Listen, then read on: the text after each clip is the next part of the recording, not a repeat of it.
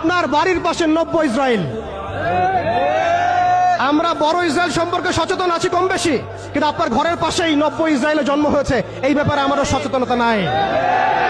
তারা সংসদ ভবনে তাদের সংসদে ফখর করে বলছে যে আমরা 6,500 সৈন্য পাঠিয়েছি, আমাদের হয়ে যুদ্ধ করছে। নাউজুবিল্লাহি মিন যালিক।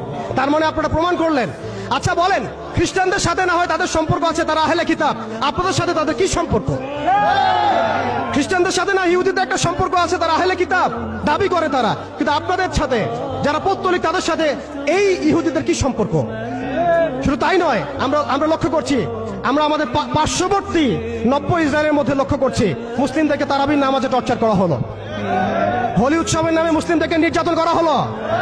আমরা দেখলাম সেখানে গরুর মাংস বহন করার অপরাধে পিটিয়ে মুসলিমকে হত্যা করা হয়েছে। লক্ষ লক্ষ একর জমি যেগুলো আমরা ওয়াকফ করেছিলাম, সেই জমিগুলোকে রাষ্ট্রীয়ভাবে বাজেয়াপ্ত করা হয়েছে। আমি যদি একটা জমি মাদ্রাসায় দান করি, আপনার কোন এখতিয়ার আছে সেটাকে আপনি রাষ্ট্রীয় বাজেয়াপ্ত করতে পারেন? এখানে মানবতা কোথায়? এখানে গণতন্ত্র কোথায়? এখানে এই ইউনাইটেড নেশনস কোথায়? ইউরোপিয়ান ইউনিয়নগুলো কোথায়?